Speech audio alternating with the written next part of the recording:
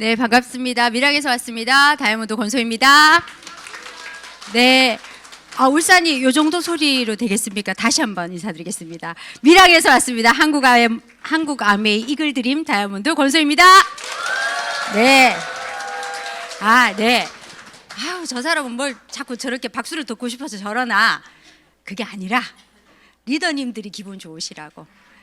내 박수 소리는 그 누구도 아닌 자기 자신이 가장 많이 듣는데요. 그래서 예전에 저희 스폰서님이 제가 사업 시작할 때 형제 파트너가 무대에 올라올 때 박수를 크게 치라고, 그 박수 소리만큼 당신이 받게 될 거라고 그 말을 해주시는데 되게 감동이었어요. 저 F거든요. 그래서 아메이는 이런 곳이구나.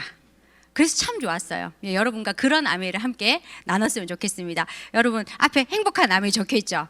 지금 행복해 보이시죠? 되게 행복해요. 전 진짜 행복한 사람인데, 그러면은 행복한 아메이를 딱 시작할 때 제가 명함에다가 행복한 아메이라고 수도 없이 박으면서 전달을 했었어요. 행복했을까요? 행복하고 싶었을까요? 맞습니다. 행복하고 싶었던 한 사람이 행복하고 싶어서 아메이를 시작했었어요. 제가 처음 아메이를 시작할 때 이런 영상을 딱 보여주더라고요. 선생님은 말씀하셨다. 출발선은 누구에게나 똑같다고.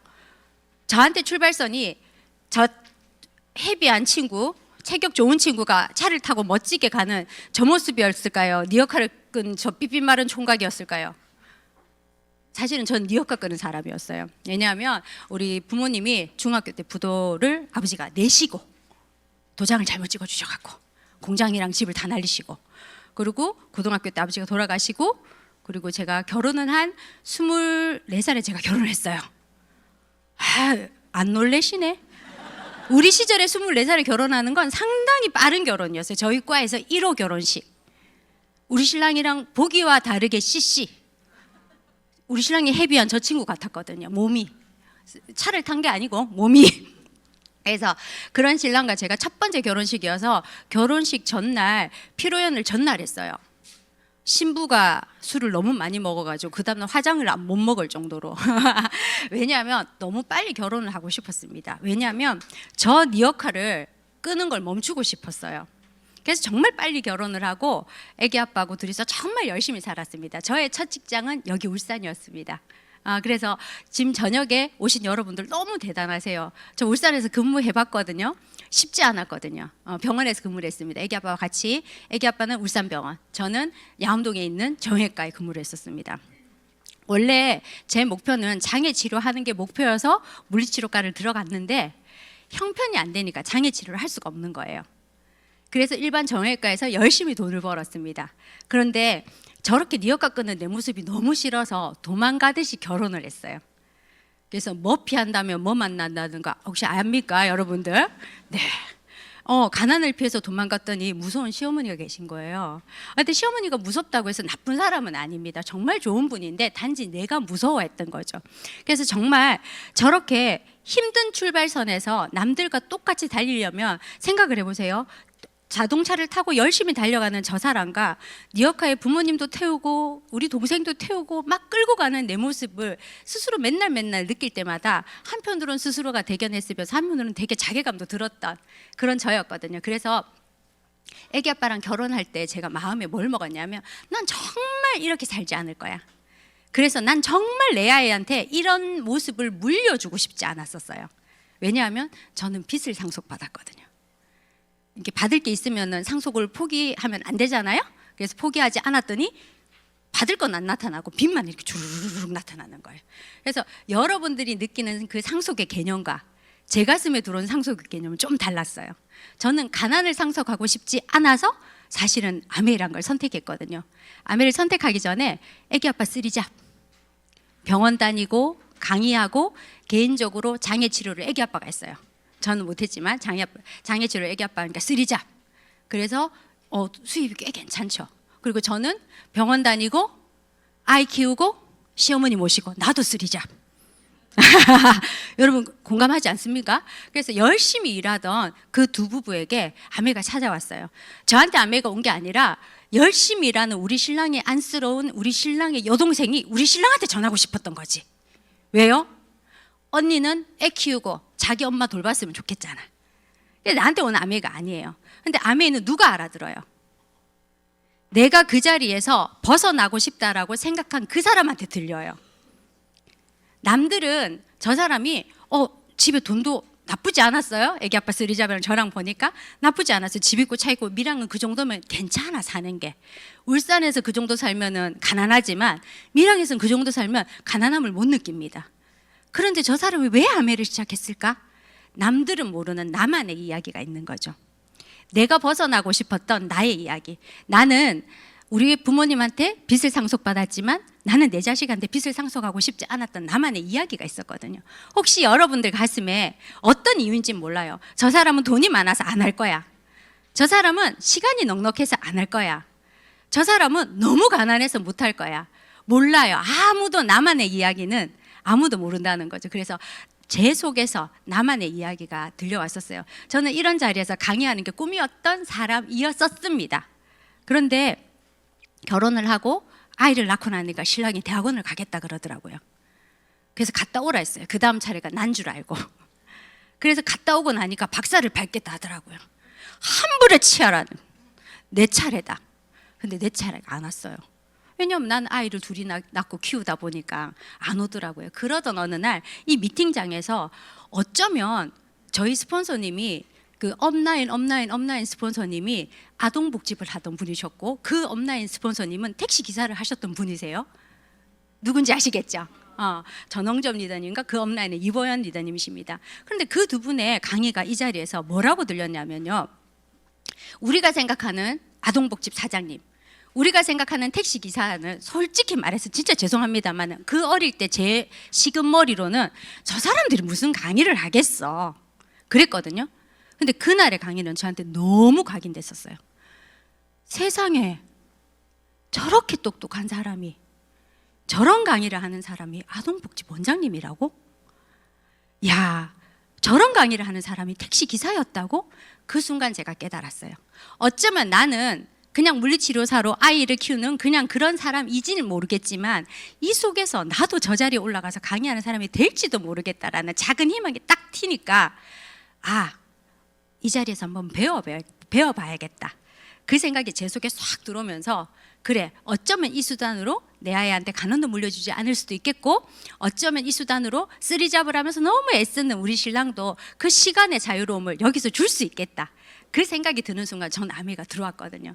오늘 여러분들한테 어떤 통로로 어떤 포인트로 들어갈지 저는 잘 모르겠습니다. 하지만 진심으로 아까 여기서 기도하고 올라왔거든요. 그런 마음이 누구라도 들었으면 너무 좋겠다는 생각을 하고 왔습니다. 아미는 저한테는 행복의 수단이었고 축복의 통로였습니다. 여러분들에게도 그런 전 이어카에서 저 자동차로 바뀌는 그 포인트가 여기는 울산 현대잖아요. 포인트가 됐으면 좋겠다는 바람으로 저 사진을 넣어봤습니다. 진짜 저는 아메를 시작하기 전에는 부자의 생각이 어쩌면 부자가 되고 싶었으나 부자의 생각이 단일도 없었던 사람일지도 모릅니다. 여기에 루이스 시프라는 부의 감을 쓴 굉장히 유명한 학자가 있습니다. 이 사람이 뭐라고 얘기했냐면요. 중산층과 부자는 생각의 차이가 있대요. 그 어떤 차이도 아니고 생각의 차이. 여러분은 선택해 보십시오. 나는 부자의 생각인가 중산층의 생각인가. 중산층은요. 좋아하는 일을 하면 돈도 따라올 거라고 생각했습니다. 저였습니다. 저는 환자를 보는 게 너무 좋았거든요. 일을 열심히 하면 난 언젠가 부자가 될 거야. 그런데 실제로 부자들은요. 좋아하는 일을 하기 위해서 돈을 벌어야 된다고 생각합니다. 근데 저는 어떻게 생각하냐면 아이고 돈 버는 거 보니까 참 돈 따라가면은 어떻게 이렇게 얘기하죠 우리. 돈이 따라 붙어야지 돈 따라가면 되나. 그런 아주 얄싹한 생각으로 저는 오히려 부자의 생각에서 점점 멀어지는 한 사람이었습니다. 그리고 절약을 통해서 부를 축적한다. 저였습니다. 우리 쓰리잡과 저의 원잡을 통해서 들어오는 수입의 70%를 저축과 보험에다가 막 열심히 넣던 사람이었거든요. 그런데 부자들은요. 절약이 중요한 포인트가 아니라 투자가 중요한 포인트였대요. 투자는 너무 무서웠어요. 잃을까 봐. 그래서 나의 생각이 이 속에서 깨닫게 됐습니다. 나는 부자가 될 수 없는 생각을 가졌던 사람이구나. 일은 열심히 했으나 혹시 여기 계신 분들 중에서 일은 열심히 하나 부자의 생각을 갖고 있는지 중산층, 보통 사람의 생각을 갖고 있는지 보신다면 조금 더 다른 선택을 할 수 있겠죠. 저는 그랬습니다. 그리고 마지막으로 수입 창구를 다각해야 부자가 된다. 우리 신랑 쓰리잡. 여러분 쓰리잡 하면 어떤 결과를 갖고 온지 아십니까? 아파요. 시간이 없어요. 혹시 나는 투잡 이상 한다 하시는 분 손 들어보십시오. 몇 분 계십니다. 그런데 그 투잡을 하면서 아메 말고 보통 투잡을 하면요 몸이 아파요. 진짜. 우리 신랑은 정말 열심히 일을 했거든요. 그런데 항상 힘든 아픔을 들고 다녔어요. 무릎도 아프고 허리도 아프고. 왜요? 환자를 보니까. 이해하시겠습니까? 그리고 부자들은요 수입의 창구를 다각하는 것이 중요한 게 아니라 주인의식을 발휘해서 돈을 벌어야 된다고 생각했습니다. 저는 이때 딱 하나 내가 했던 건 주인의식을 발휘해서 돈을 벌기는 벌었어요. 어디다가? 남의 것에다가. 내 병원이 아닌 우리 원장님의 병원에 주인의식을 발휘해서 열심히 일을 했습니다. 우리 아이들은 그 병원을 지나갈 때마다 엄마 병원 지나간다라고 얘기했어요. 그래서 저도 그게 제 병원인 줄 알았어요. 정말 열심히 일했습니다. 환자를 보는데 사명감을 가지고 일을 했던 한 사람입니다. 적어도 아메를 하시는 분들 중에서 자기 일에 주인의식을 가지고 않게 일을 했던 분은 아마 한 분도 없을 거라고 저는 생각합니다. 그런데 어디에다 주인의식을 발휘해야 될지 몰라서 단지 그곳에다 열심히 했었기 때문에 내가 원하는 수입, 내가 원하는 수입의 창구를 얻지 못했을 뿐이지, 만약에 여러분이 하는 그 시간의 노력을, 그 주인의식을 본인 일, 나의 일에 발휘한다면 진짜 부자가 될 거라고 저는 생각하거든요. 저도 지금은 그런 일을 하면서 되게 감사하게 보내고 있습니다. 제가 생각했던 이 중산층과 부자는요, 저는 거꾸로 알고 있었어요. 정말 저 가난한 생각 속에서 벗어나지 못하면서 정말 열심히 일했거든요. 그래서 얻은 건 우리 신랑과의 마찰. 여러분 그렇지 않습니까? 애랑 좀 놀아줘야 되는데 신랑은 맨날 일한다고 바빠. 그러니까 나랑 언제 놀아줄 거야? 돈 필요 없어. 언제 그런 거 바랬어? 이러면서 싸우더라고요. 그런데 제가 원한 건 돈이 필요 없는 게 아니라 그와 함께하는 시간이 필요했던 거죠. 그래서 제가 이 속에서 결정을 했습니다. 그래, 내가 아메이로 성공을 한다면, 저 부자의 생각을 내가 가질 수만 있다면 언젠가 나는 우리 신랑한테 시간을 선물할 수 있겠다. 그 마음으로 저한테 아메이가 출발이 됐던 것 같습니다. 여러분의 생각의 차이 있으신지 있다면 한번 오늘부터 조금씩 변화해 간다면 참 좋을 것 같다는 생각이 듭니다. 이 얘기는 너무 많이 듣죠. 우리가 과거에는요 준비하는 시간이 짧았어요. 20세에서 25세가 되면 돈 벌러 다 나갔습니다. 그러다가 60세까지 일을 하다가 어느 시점이 되면 이제 아이들 결혼시키고 정말 한 60만 돼도 사망에 이르는, 그래서 돈 버는 시기가 돈 쓰는 시간보다 훨씬 더 짧았던, 돈 버는 시기가 훨씬 길었던 우리 부모님의 세대에서 지금은요 완전 바뀌어버렸습니다. 30세부터 55세까지밖에 돈 벌지 못해요. 여기 계신 분 중에 나는 60이 넘었는데 아메 말고 다른 수단으로 계속 돈을 벌고 있다, 그런데 그게 정규직이다 하시는 분들이 몇 분이나 계실까요? 거의 다 대체되더라고요. 정규직에서 비정규직으로. 그렇지 않습니까? 아, 이렇게 무거운 분위기. 제가 오늘 장송곡 같은 옷을 입었죠. 그래서 그러신가요? 우리 웃으면서 들어봅시다. 자, 55세 이후부터 분명히 돈을 벌지는 못하지만 지출은요 끊임없이 계속 유지된다는 거죠. 너무 잘 알고 있습니다. 은퇴 크레바스라는 거 들어보신 적 있습니까? 크레바스는 우리 막 만년설을 뚫고 우리 어몽길 대장에 막 올라가다가 제일 무서워하는 게 크레바스래요. 분명히 그 길이 낭떠러진지 아무도 모른대요. 밟기 전까지는, 떨어져 보기 전까지는. 나는 그게 딱인 줄 알고 열심히 밟고 가는데 내가 그것을 탁 누르는 순간 거기가 와르르 하고 무너져 버리면서 나는 깊은 골짜기로 빠져버리는 거죠. 왜요? 방법이 없으니까, 올라갈 방법이 없으니까. 우리 인생에 은퇴 크레바스가 그렇게 오는 거죠.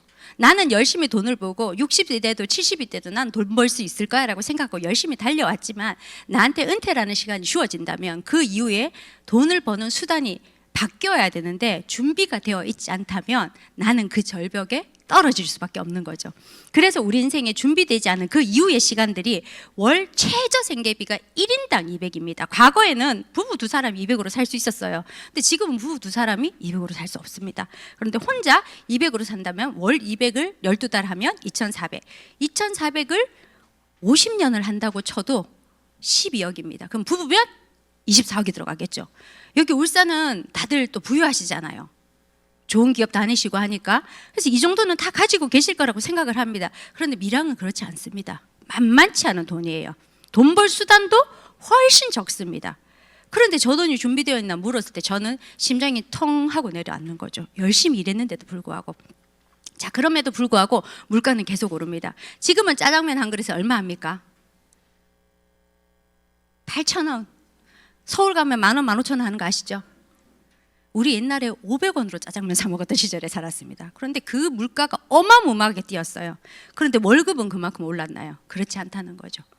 그래서 우리는 분명히 이 예정된 적자 시기를 준비를 해야 된다는 걸 누구나 알고는 있습니다. 그런데 체감하지 못하는 거죠. 초고령 사회가 많이 들은가 했으면 지금은 100세 수명을 끝나서 120세. 여기 보시면 2030년 미래학자들은 2030년만 돼도 120세를 얘기한대요. 혹시 여기서 나는 120세까지 살 것 같다 하시는 분? 아무도 손을 안 들었는데 미안하지만 여기 계신 분들 다 120세까지 사실 거예요. 자, 지금 2030년 되면 본인 몇 살 되시는지 한번 대충 웅성웅성 한번 얘기를 해보실까요? 대충? 저는 2030년 되면 지금 2024년 6년 후입니다. 6년 후 저 지금 딱 50이거든요. 6년 하면 50. 이런 포인트에서 반응이 없으시면 전 딱 50이거든요, 여러분. 네, 눈치가 있으면 새우젓을 저래서도 얻어먹을 수 있다는. 여러분 다시 한번 할까요? 저 지금 딱 50이거든요. 그렇죠. 행여나 그렇지 않더라도 그런 반응을 해주셔야 된다는 거. 어쨌든 농담입니다. 2030년 되면 고작 6년 후에 120을 바라본대요. 누가? 미래학자들이요. 그리고 유전학자들은요, 2050년이 되면, 저는 2050년 되면 지금부터 몇 년 후입니까? 26년 후입니다. 26년 후에 고작 76살밖에 안 됐는데 그때 평균 수명이 120이라고.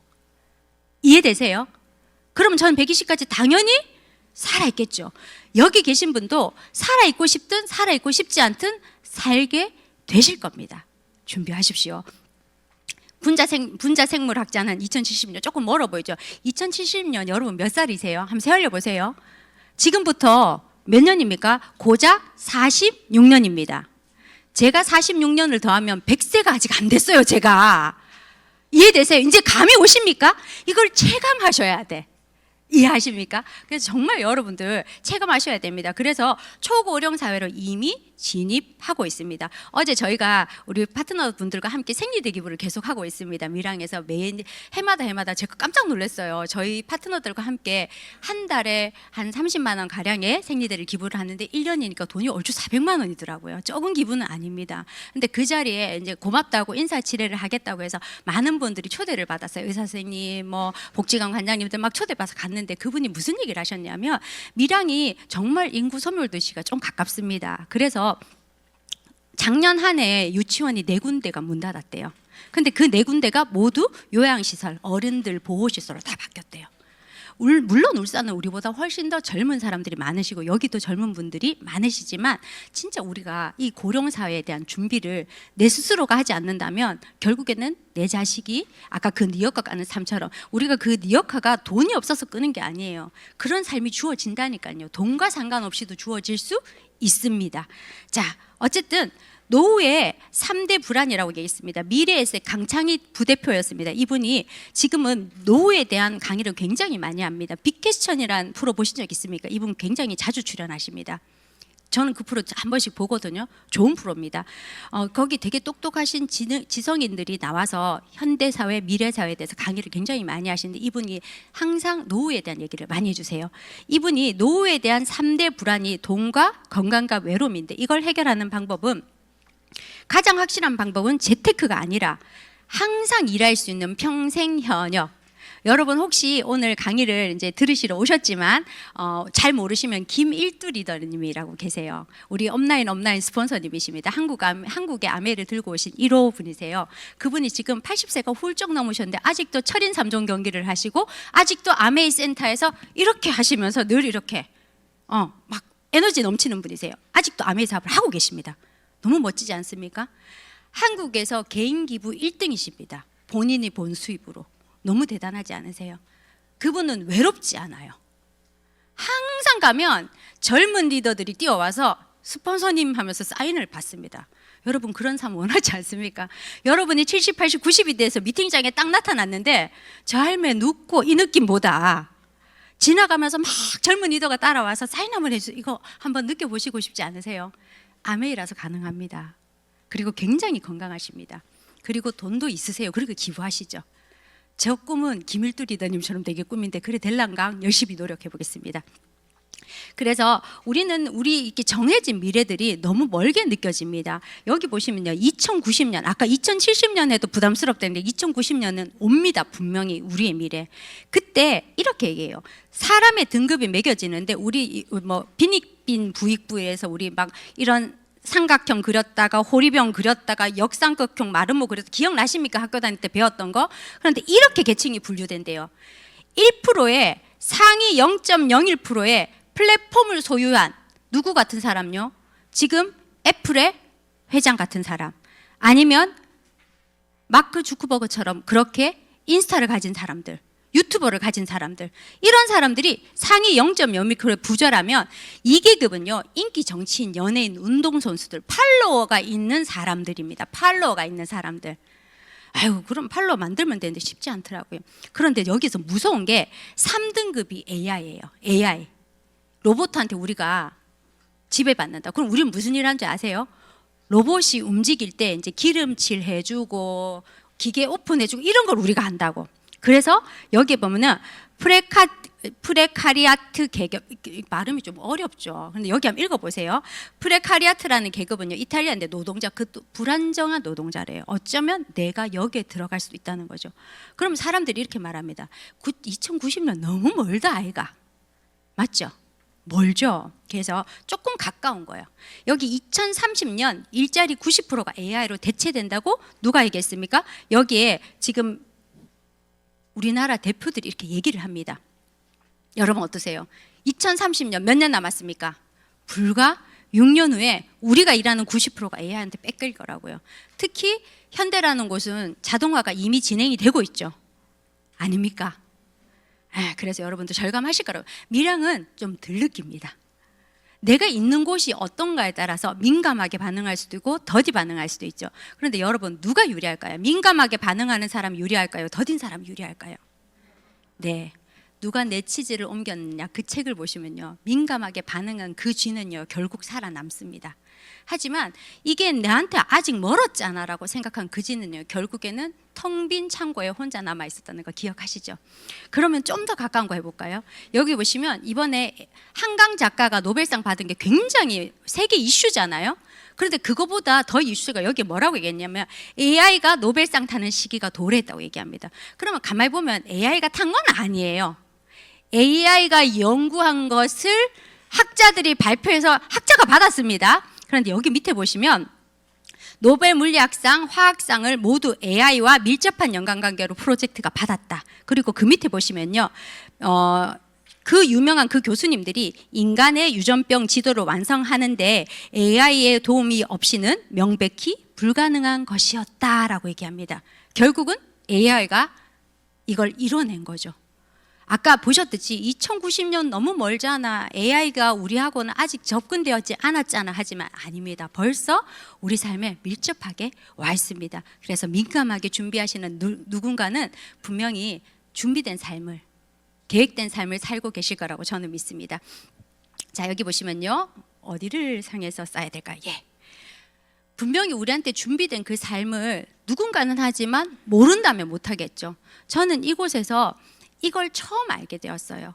현금 흐름 4분면. 나한테 난 열심히 돈 벌잖아, 그래서 준비하고 있잖아. 제가 아는 지식의 한계는 거기까지였습니다. 그런데 이곳에 와서 저는 이 책을 읽어보지도 않았던 아줌마예요.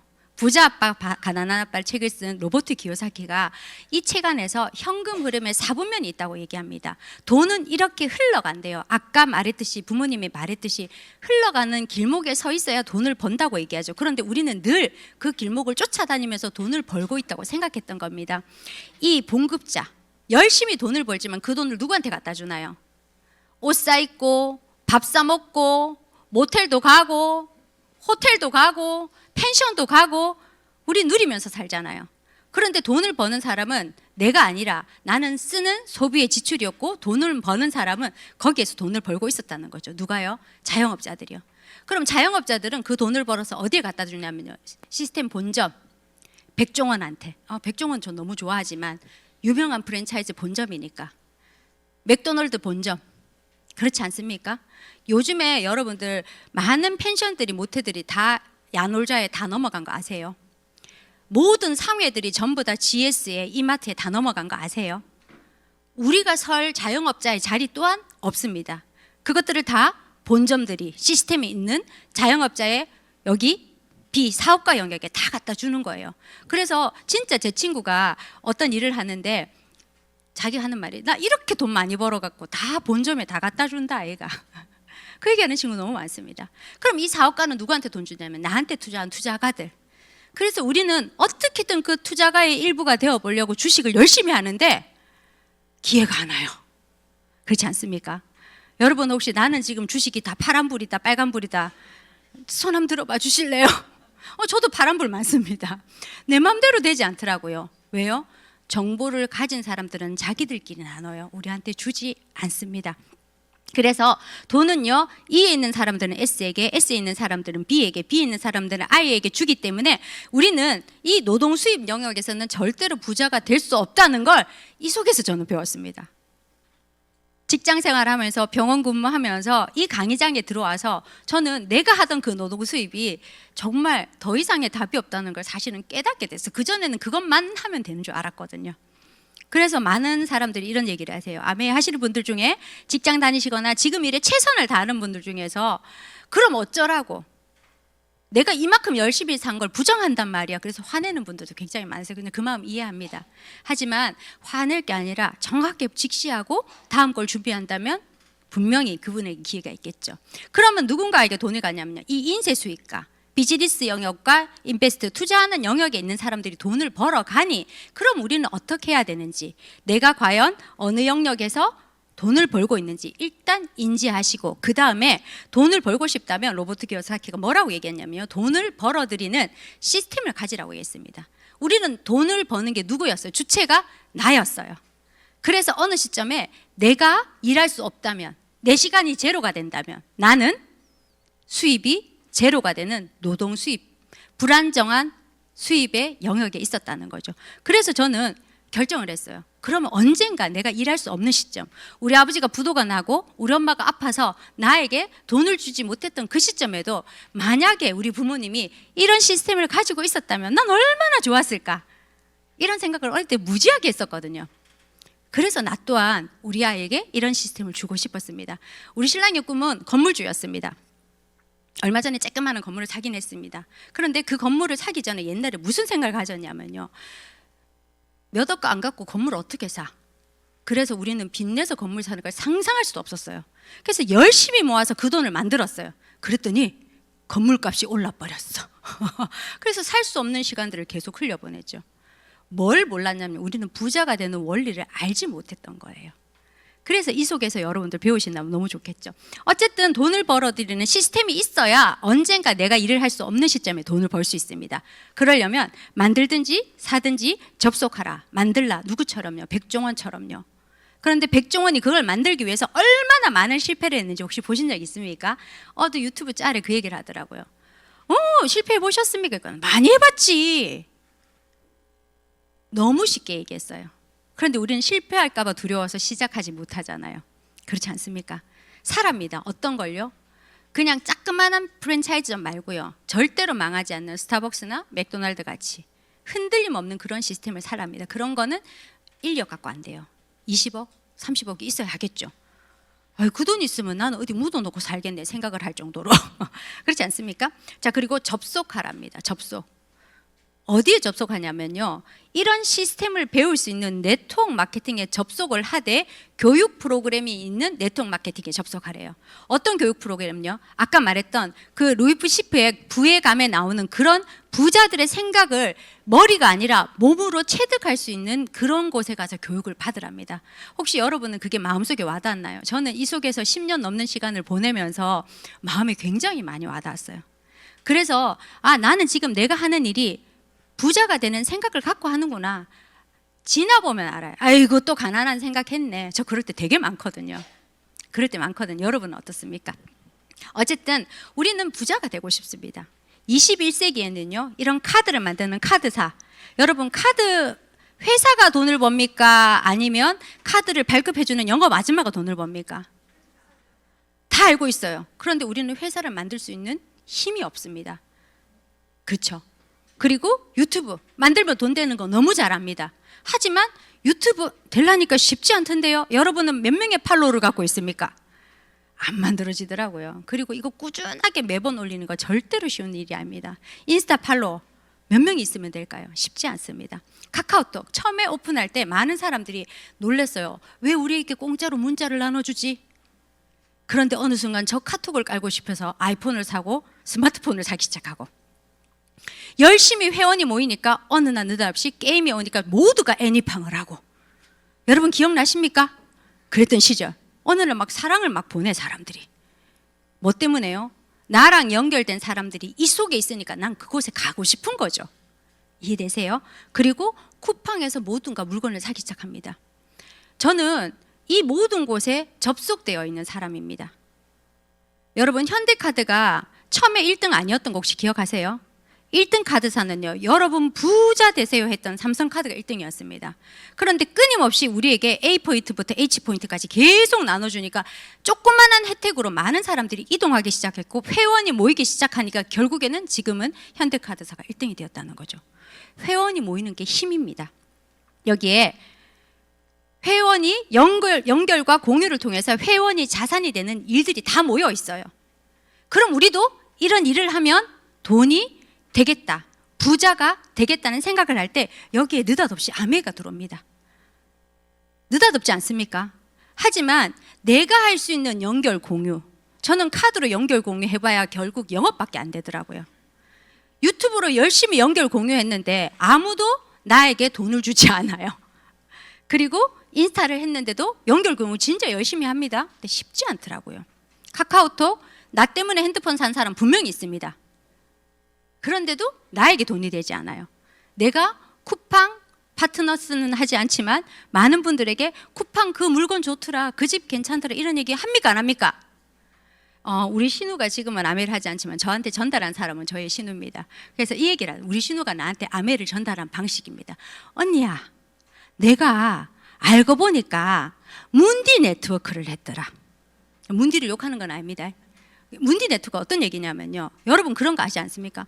야, 그 집 사과 진짜 맛있다. 그래서 사과를 사다 줘요. 택배비도 내가 물어.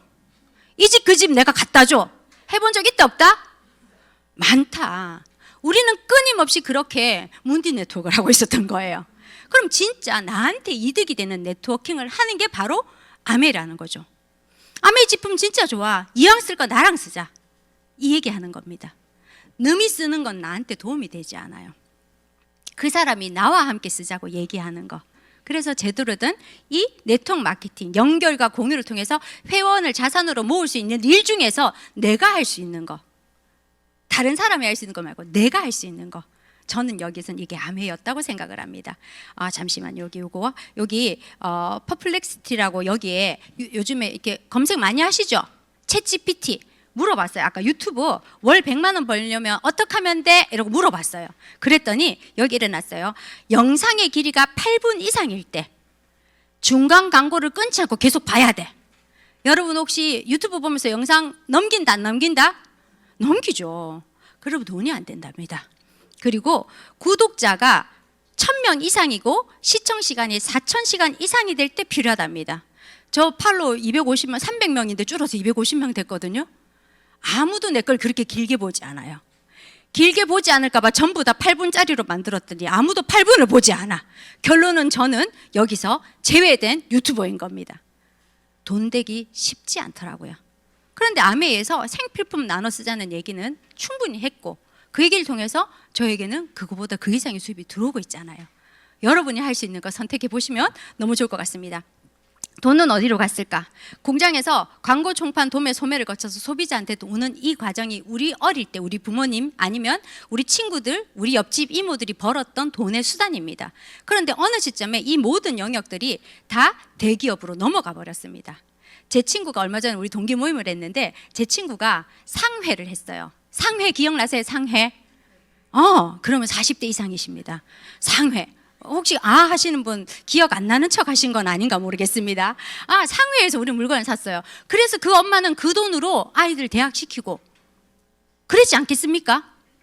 내 친구 아버지는 롯데제가 총판을 했어요. 우리 동네에서 제일 부자였어요.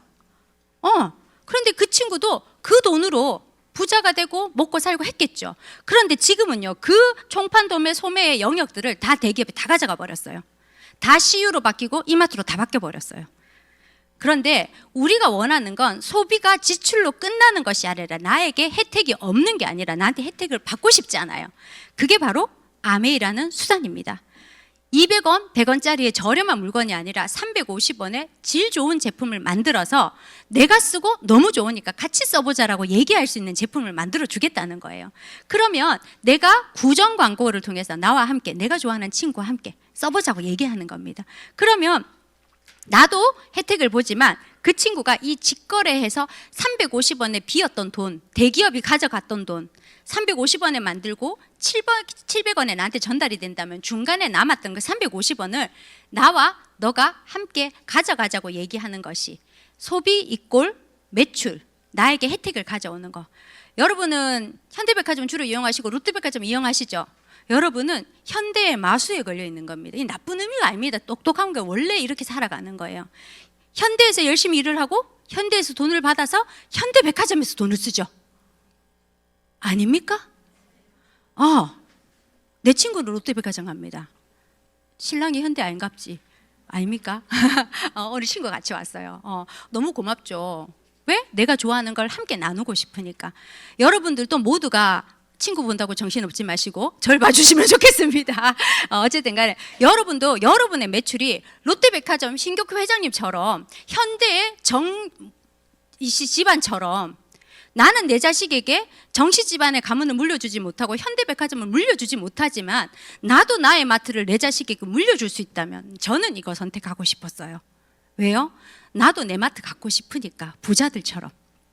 여러분의 선택은 어느 쪽이신지 또 궁금합니다. 자, 아메이란 곳은요 1959년에 그냥 아메이니까 써, 나 알잖아, 좋잖아, 이걸로 절대로 통하지 않는 세상입니다. 그런데 1959년에 제이와 리치라는 두 분이 LOC라는 리퀴드 오가닉 컨센트레이트, 그래서 정말 액체 세제인데 유기농이에요. 농축되어 있어요. 그래서 희석에 쓰는 불편함이 있지만 친환경 세제를 만들어서 많은 사람들에게 함께 써보자고 집집마다 두드리면서 방문 판매로 출발을 했습니다. 그런데 이 회사가요 지금은요 700여 가지를 만드는 제조회사입니다. 그리고 450여 가지는 직접 생산하지만 250가지는 OEM으로 만듭니다. 이 OEM이라고 해서 아무렇게나 시시하게 만드는 게 아닙니다. 여러분 있잖아요, 시간이 많이 흘렀네요. 자, 여러분 있잖아요, 여러분이 쓰는 그 제품들이 생리대, 요즘에 생리대 그거 혹시 보셨어요? 90% 화학물질 나오고 중국에서 오는 거 뉴스에 나왔었는데, 그럼 그 10%는 어딜까요? 그게 여러분이 쓰는 아메이 생리대입니다. 너무 감사하지 않으세요? 아무렇게나 만들지 않습니다. 우리가 먹는 김치, 우리가 먹는 라면, 우리가 쓰는 그 모든 제품들은 OEM이지만 철저하게 관리된 제품을 만들어준다는 거죠.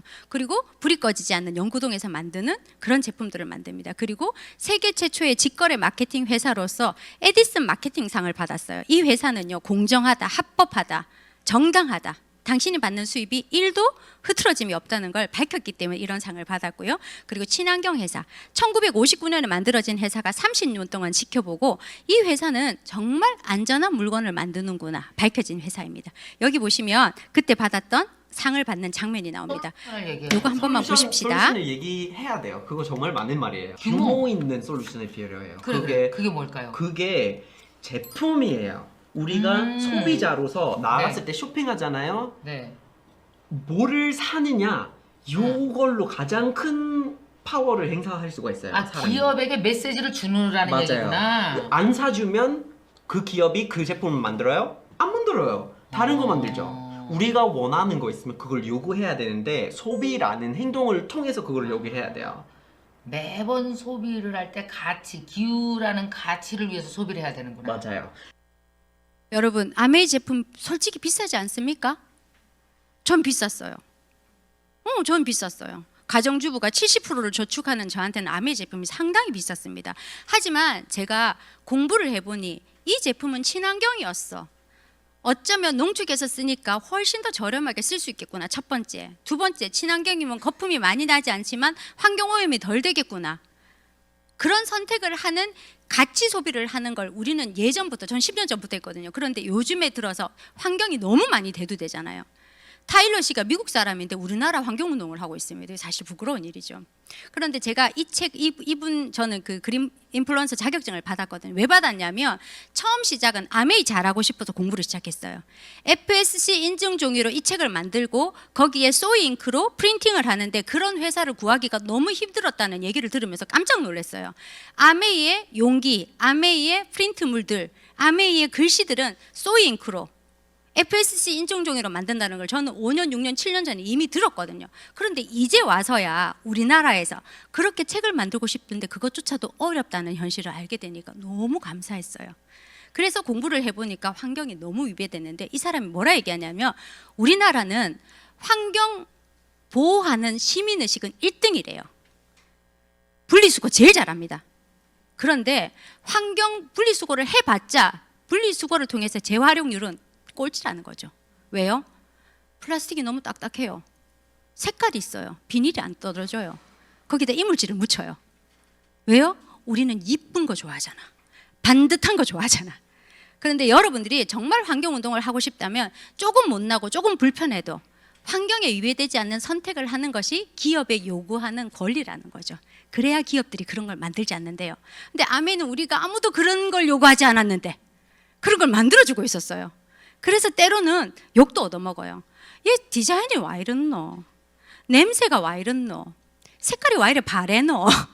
그런데 실제로 알고 보니까 그게 환경에 위배되지 않기 위해서 오래전부터 1959년부터 지금까지 그 철학을 지키면서 만들었다는 거. 저는 어떤 강의보다 이 부분이 제일 중요하다고 생각을 합니다.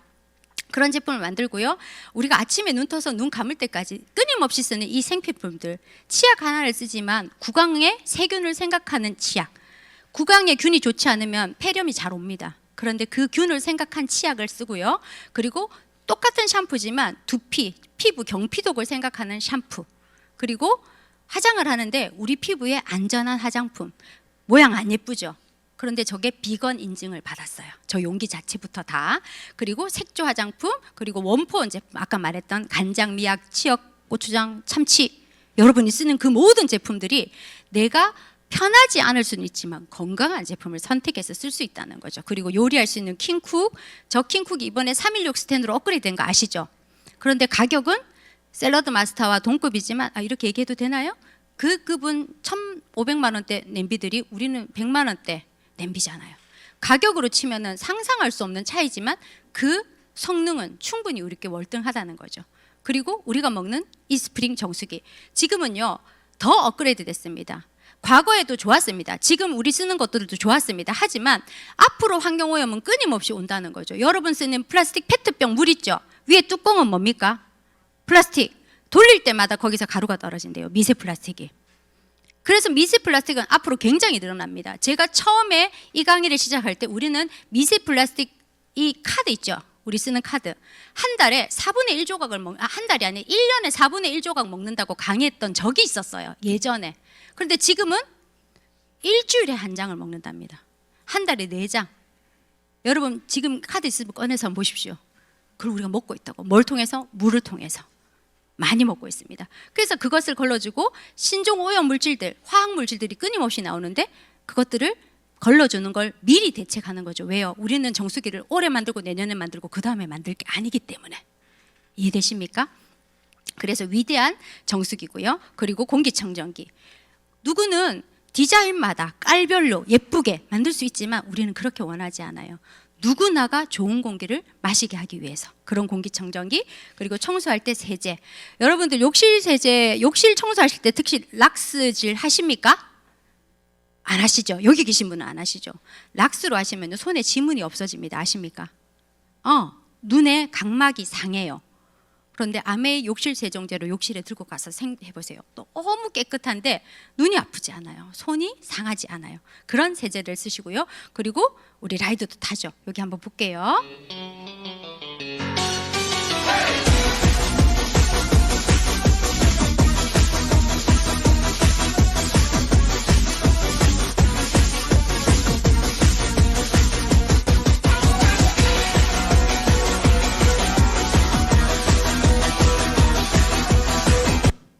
네, 빨리 끝나죠. 살짝 부끄러워가지고 넘기겠습니다. 우리 라이더 탔을 때 이게 제가 48에 25센트 라이드 이게 코치가 됐거든요. 근데 탈 줄 잘 몰랐어요. 그런데 하면서 타졌어요. 그리고 믿어지지 않겠지만 끝에 있는 게 저였습니다. 아무도 제가 거기 무대에 있었는지 사람들이 잘 모르더라고. 제가 있었습니다. 그런데 사람들이 못 알아보더라고요. 근데 그때 나이가 여기 울산에 계신 분도 다 같이 탔었는데 40대 후반부터 50대 초반까지 있는 리더님들이 다이아몬드 이상 리더님들이 타셨거든요. 그런데 정말 대단한 게 체력이 여러분 적어요. 이렇게 해서 몇 초 간격으로 머리를 흔드는 걸 했었거든요. 그런데 단 한 번도 힘들다 하지 않고 저를 해내더라고요. 왜요? 우리는 뉴트라이트로 25센트 라이드로 체력이 단련되어 있으니까. 여러분 체력이 정말 중요합니다. 그런데 이 라이드가 지금 업그레이드 되죠. 꼭 경험해 보시기 바랍니다. 지금 라이드는 훨씬 더 업그레이드 되는데 가격이 변동이 없어요. 월요일 날 출시되는 거 아시죠? 이게 언제 방송이 나갈지 모르겠지만, 자, 그리고 탈모 여기 보시면 L400 이건 많이 보여드렸는데 저희 파트너입니다. 프로틴을 먹기 전에 탈모약을 먹으면서 이 정도 좋아져도 너무 좋았었어요. 그런데 프로틴을 먹으니까 머리카락이 굵어지네. 너무 좋았다는 거죠. 그런데 L400을 사용하고 머리카락 건강해진 거 보이십니까? 왜냐하면 그 400개의 강원이 머리카락에 두피 표면을 쫀쫀하게 만들어서 콜라겐층을 탄탄하게 만드니까 머리카락이 덜 빠지고요. 그리고 모낭을 두드려줘요. LED가. 그래서 이 모낭 자체가 건강해지고 빨아다니는 힘이 좋으니까 순환이 좋아지겠죠. 그리고 마지막에 피하 지방 밑에 있는 혈관층을 자극을 줍니다. 그래서 혈액 순환이 잘 되니까 이렇게 좋아질 수 있는 거죠. 여기도 좋아진 사례입니다. 좋아지셨죠? 눈으로 보이시죠? 이런 분들을 여러분들이 직접 경험해 보시다 너무 좋겠죠. 저는 많은 분들을 경험하지만 이 사진이 저는 제일 마음에 들어서 제가, 그리고 사실은 다른 분 건 공유할 수 없고 요건 우리 파트너고 우리 스폰서님이라 제가 공유를 할 수 있는 겁니다. 다른 분 거 함부로 공유하면 안 되잖아요. 그래서 이 사진을 자꾸 씁니다. 자, 그리고 리플렉서 1699 여기 보시면 리플렉서는 보통은 발 마사지기입니다. 발을 풀어주는 거죠. 근데 얘는 발을 풀어주는 게 아니라 자극을 줍니다. 제가 원래 키가 162였어요. 그런데 1699가 나오기 전까지 161.5였어요. 늙으니까. 근데 1699가 나오고 나서 얼마 전에도 쟀고 작년에도 쟀는데 162.5가 나왔어요. 왜요? 발을 제대로 자극을 하면 족궁이 살아나고 족궁이 살아나면 척추가 펴져요. 전 물리치료사입니다. 그래서 그 원리를 알거든요. 뭐 그렇다고 여러분들 뭐 이거 했는데 왜 내 키 안 커졌어요 하고 저한테 따지러 오시면 그건 말릴 수 없지만 어쨌든 여러분에게 말씀드리고 싶었습니다. 그리고 뉴트라이트 여기 보시면 전 세계 사람들이 뉴트라이트를 먹으면서 뭐라고 얘기했냐면 과거는요, 느그꺼니가 좋다 하지. 근데 아닙니다. 여기 보시면 글로벌 1위고요. 미 전 세계의 생산 물류 시스템이 완벽하게 갖춰져 있고 미 포브스지 100대 기업에 들어갑니다. 그리고 100여 개 국가에 진출되어 있고요. 특허적인 출원된 특허가 어마무마하게 많고요. 800여 명의 과학자들이 연구를 하고 734만 평 여의도의 8배 땅에 우리가 농사를 지어서 우리가 공급받습니다. 그런데 그게 유기농이라는 거죠. 그래서 여러분들 궁금하시면 뉴트라이트 농장 쳐보시면 또 알 수 있을 것 같습니다. 이제는요, 단순히 건강의 선을 넘어서서 아까 120까지 산다 했어요. 그러면 나는 언제까지 건강하게 살 수 있는가 체크해보면 거의 다 60 넘으면 아플 것 같다고 다 생각을 합니다. 실제로 60이 넘으면 아픕니다. 저는 올해 50이 됐는데 내 친구 중에 아픈 친구들 많습니다. 그런데 자기 관리가 잘 된 친구는 아직도 아프다 소리 안 해요. 근데 자기 관리가 좀 덜 되면 아플 수 있죠. 그런데 그게 나쁜 게 아니라 많은 분들이 그 관리의 개념을 모르는 거죠. 저는 감사하게도 30대 초반에 아메를 만나서 뉴트라이트로 그리고 40대 후반에 라이드로 관리를 하게 됐어요. 그래서 건강한 몸과 마음을 만난 거죠. 여러분은 어떤 걸 만나고 싶습니까? 이제는요, 여기 보시면 미국은요 77세까지 사니까 건강 수명이 64세인데 13년 아프면 끝나요. 그런데 우리는요, 여기 아픈 시간이 최소 17년이라는 거죠. 그런데 솔직히 상가집 가보세요. 82세에 사망하는 분 몇 분이나 계시던가요? 거의 다 90세입니다. 여기에 82세란 건 누군가는 50에도 죽고 누군가는 60에 죽기 때문에 평균이 82세인 거지 82세에 죽는 뜻이 아닙니다. 이해하시겠죠? 그래서 어쩌면 내가 아픈 유병 시간이 침대에 갖다 바치는 요양병원에 갖다 바치는 돈의 시간은요 17년이 아니라 20년, 30년이 될 거라는 거죠. 그래서 그 시간을 줄이고 싶다면 여러분들 뉴트리라이트와 만나보신다면 너무 좋겠죠. 그럼 어떻게 하면 좀 더 건강하게 살 수 있을까? 우리 몸의 90%는 물로 되어 있습니다. 그리고 우리 몸이 90%가 물이 아니군요. 마음이 급합니다. 우리 몸의 90%를 좌우한다면 건강할 수 있겠죠. 네, 그러면 몸의 70%는 물로 되어 있고요. 그 물을 제외한 30%는 그 세포와 그 외의 물질로 되어 있는데 세포의 절반은 단백질로 되어 있습니다. 그리고 그것을 싹 제외하고 나니까 우리 몸의 세포 수는 30조개지만 60조개 하는 경우도 있습니다. 30조개지만 우리 몸을 장악한 미생물은 39조개입니다. 누가 더 세요? 39조의 미생물이 훨씬 더 셉니다. 그래서 나는 내 세포는 내 간은 이렇게 하고 싶지만 미생물이 그러지 마 하면 못한다는 거예요. 왜? 주인이 세니까요. 세포보다 내 간세포보다 내 장세포보다 내 미생물들이 나를 더 좌지우지한다는 거죠.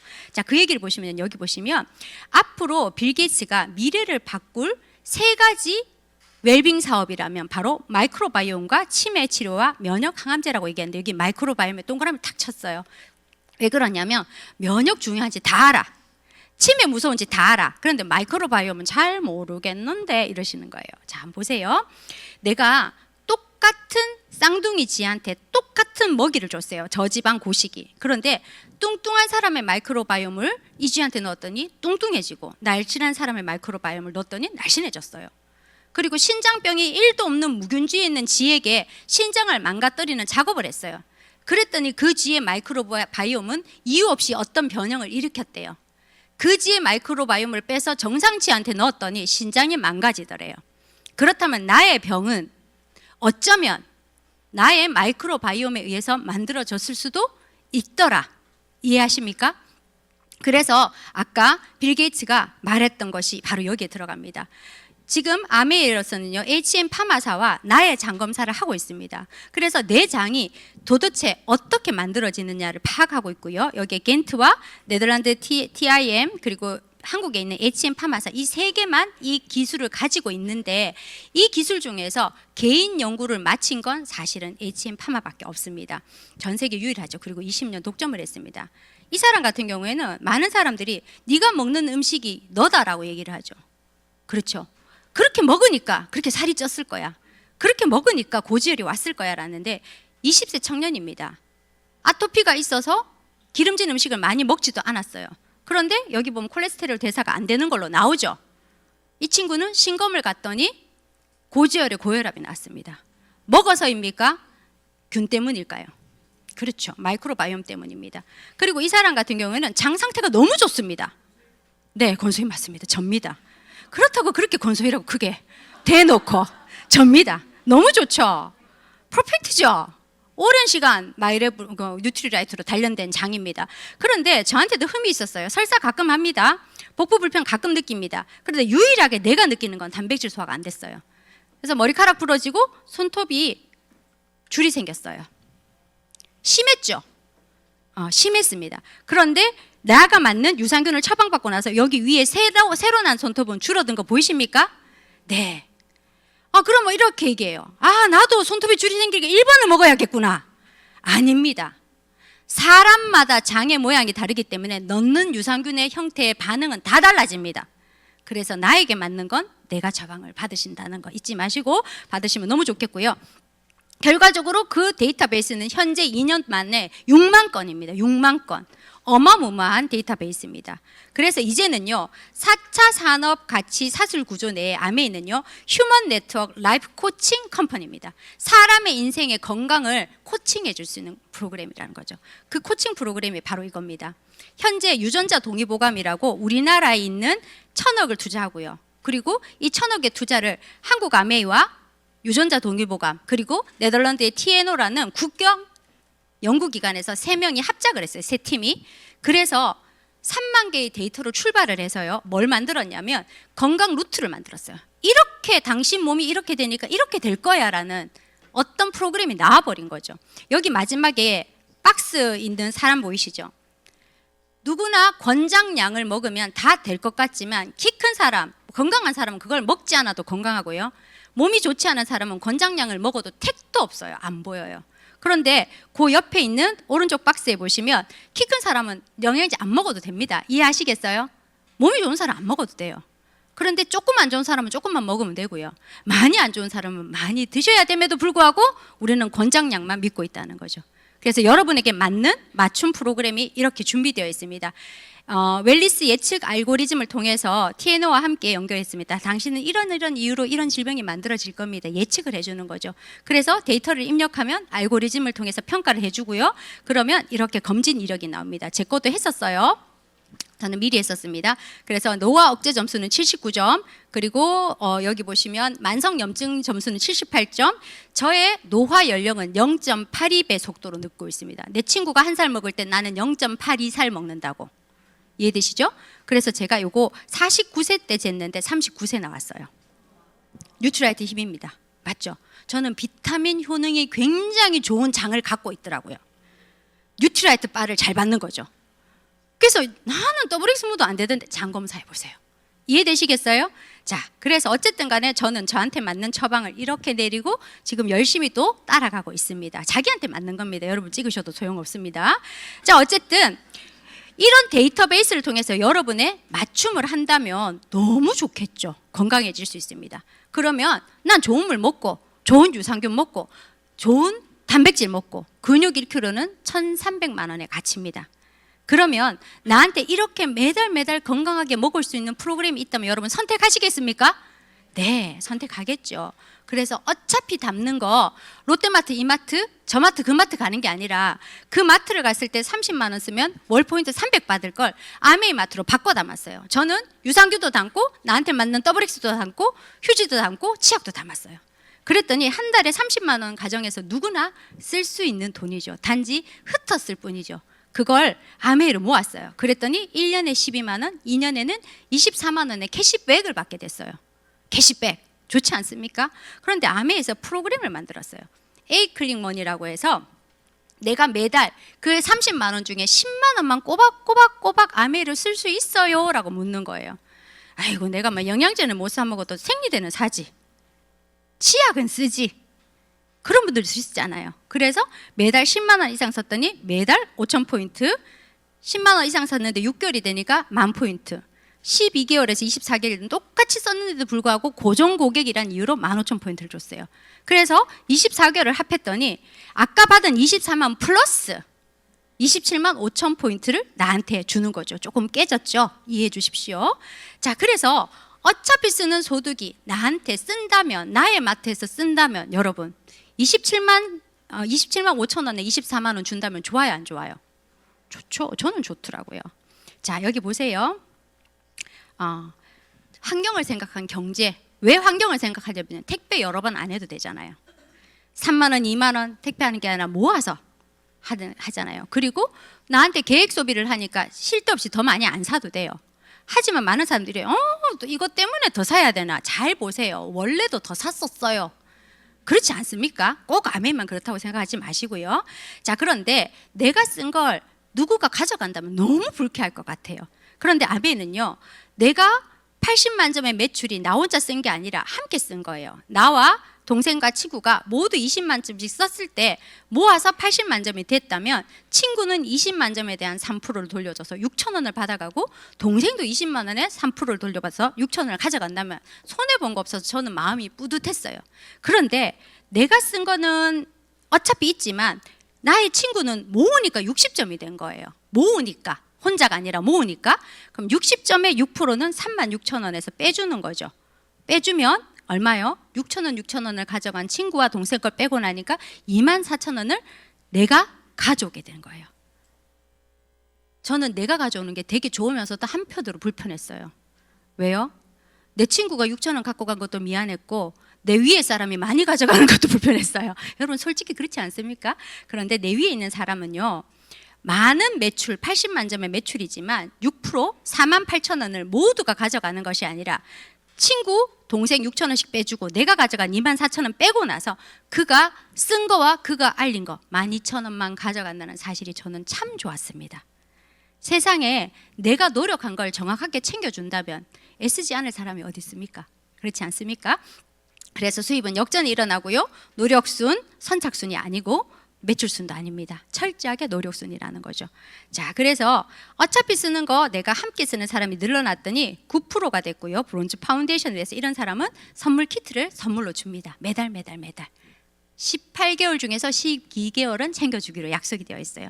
그래서 내가 브론즈 파운데이션이 돼서 10만 원 캐시백 받으니까 너무 좋아서 내 친구도 내 동생도 내 옆집 이웃도 도와줘서 그들도 브론즈 파운데이션이 되게 도왔더니 나는 브론즈 빌더라에서 30% 캐시백을 업해서 70만 원에서 100만 원. 아까 유튜버 100만 원 벌려니까 쉽지 않았죠.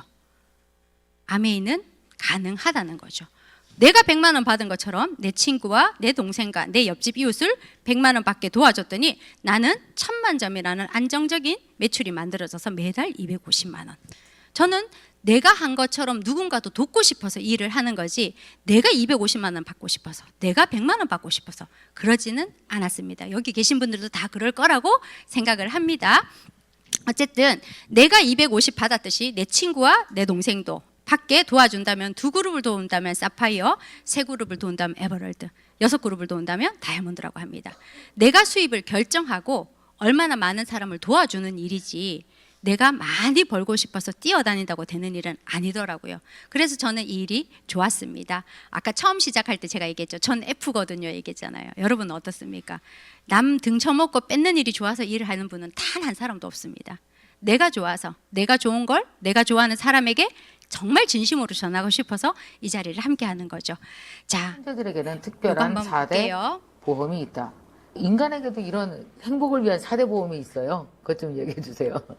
이게 뭐 학술적인 개념은 아니죠. 네. 예. 그리고 아까 행복에 여러 요소가 있다 그랬으니까 이 4가지만 있는 건 아닌데 뭐 우리의 관심이 외적인 것만 말고 삶에 진짜 필요한 것들 이 사람이 가지고 있을까? 나는 그 사람들에게 그걸 제공해 주고 있을까? 이런 어떤 전환을 위해서 제가 이제 만들어 본 건데요. 하나는 뭐 좋은 관계, 좋은 인간관계. 좋은 인간관계. 두 번째는 원하는 일을 한다라는 주도적으로 자발적으로 원하는 일을 한다라는 거. 자율성. 네, 이게 엄청나게 우리를 지켜주는 힘이거든요. 백수 같아 보이는데 불행한 사람이 있어요. 굉장히 바쁜데 행복한. 네. 오늘 저 엄청 바쁜데 바쁘실 좋거든요. 거예요. 네. 아주 좋아요. 오늘 하루도. 네. 근데 그게 좋은 이유가 뭐냐면 본인이 주도하잖아요. 그렇죠. 바쁘니까 힘들다라고 하는 얘기는 뭐냐면 그 안에 자율성이 너무 없는 거예요. 시키는 일. 이 일을 왜 하는지 모르는데 일단 해야 되는 거. 그 다음에 내가 아니어도 될 것 같은. 그래서 난 언제든지 대체 가능한 존재. 근데 자율성을 가지고 있으면 이거는 내가 하고 싶은 일이고 내가 아니면 안 되는 거죠. 그 다음에 이제 세 번째가 인생의 의미와 목적을 내가 가지고 있느냐. 맞아요. 이게 정말 중요해요. 아니, 뭐 때문에 내가 이거 하는 거지? 자율성과 거의 하나예요. 이게 사실은. 맞죠. 의미와 목적이 없으면 자율성이 있을 수가 없거든요. 맞아요. 네. 그리고 이제 마지막이 뭐냐면 재밌다. 재밌다. 방송. 네, 여러분은 오늘 좋은 친구와 함께 오셨습니까? 저는 오늘 내가 너무 좋아하는 친구와 함께 왔습니다. 그리고 저는 자율적으로 왔습니다. 너무 즐겁게 신나게. 그래서 밀양에서 울산 오는 길이 하나도 힘들지 않았어요. 그리고 의미가 있습니다. 내가 일했던 이 울산에서 여러분과 함께 나누잖아요. 그리고 저 지금 재밌어 보이죠? 네, 뭐 누구지? 우리 얼마 전에 뭐 글로리에서 연진아 나 즐거워 뭐 신나 이러든지 정말 저 신나거든요. 여기서 여러분들과 함께 나누는 이 시간이 너무 좋습니다. 제가 60, 80, 90이 돼도 어느 자리에 가도 누군가와 나와 함께 하이파이브하고 할 수 있습니다. 얘기할 수 있는 그곳이 재밌지 않습니까? 그래서 저는 이 자리가 처음 시작할 때 행복하고 싶었다고 얘기했잖아요.